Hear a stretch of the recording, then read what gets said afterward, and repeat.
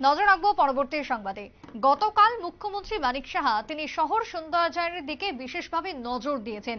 আর ঠিক তারই অঙ্গ হিসেবে এবার জেলা মহকুমাতেও চলছে সৌন্দর্যায়নের কাজ। উদয়পুর ধ্বজনগর বাজার এলাকায় এবার শৌচালয়ের উদ্বোধন করা হলো, শৌচালয় গড়ে তোলা হলো সাধারণ জনগণের সুবিধার্থে এবং এলাকার পরিবেশ পরিষ্কার রাখতেই।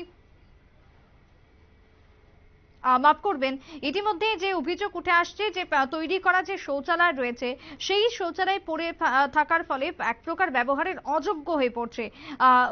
তৈরির কয়েক মাস পর থেকে ব্যবহারের অযোগ্য, বাজারের মানুষজন সমস্যায় পড়ছেন এই শৌচাগার ব্যবহার করতে। অর্থাৎ একদিকে যখন মুখ্যমন্ত্রীর নির্দেশ রয়েছে শহরকে সুন্দরভাবে গড়ে তোলা, অন্যদিকে উদয়পুরেরও ঠিক সেরকম ভাবে প্রশাসনের পক্ষ থেকে গড়ে তোলা হয়েছিল চারি চতুর্দিকে শৌচালয় থেকে শুরু করে মানুষের সুবিধার্থে একের পর এক বিভিন্ন ক্ষেত্রে নির্মাণ করা হয়েছিল শৌচালয়। কিন্তু তারপরও শুধুমাত্র নির্মাণ করলেই কি হবে, তার রক্ষণাবেক্ষণ রয়েছে। সেই জায়গাতে অভাব অভিযোগের কারণে দিনের পর দিন ব্যবহারের অযোগ্য হয়ে পড়ছে এই শৌচালয়টি, এমনটাই অভিযোগ। যাতে করে ভোগান্তি হচ্ছে সাধারণ মানুষের, ব্যবসায়ী থেকে শুরু করে পথচারীরা রীতিমতো ভোগান্তির শিকার হয়েছেন, এমনটাই অভিযোগ উদয়পুরে।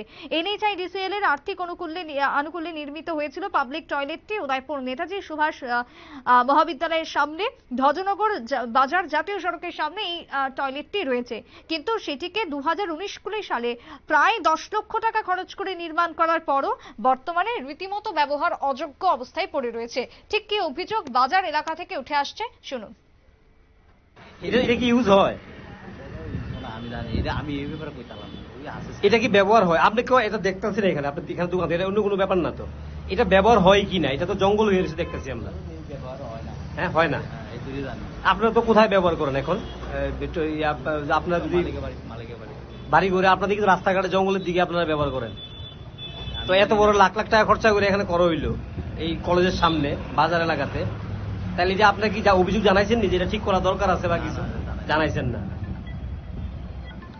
তো আপনারা এটা নিয়ে মানে কিছু বলেনও না,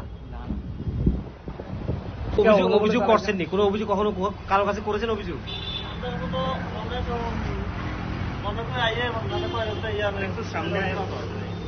এই টয়লেটটা তো 5-6 বছর হয়েছে করা হয়েছে, মানে কয়েক লক্ষ টাকা খরচা করে। আমি যেখানে আইসি 6 মাস হয়েছে, এর ভিতরে একদিন আমরা পাইছি না। এই জায়গাটার নাম কি? এটা হচ্ছে কলেজ। আপনারা তো ব্যবহার করেন কিভাবে টয়লেট? এখানে ছেলে মেয়েরা বাজার এলাকা থেকে নাই তো, কোনো নাই তো না।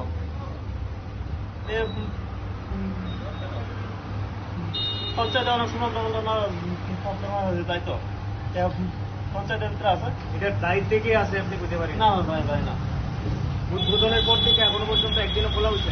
এইটা আমি তো আইসি এখানে 6 মাস হয়েছে, একদিনও হয়েছে না, একদিনও দিচ্ছে।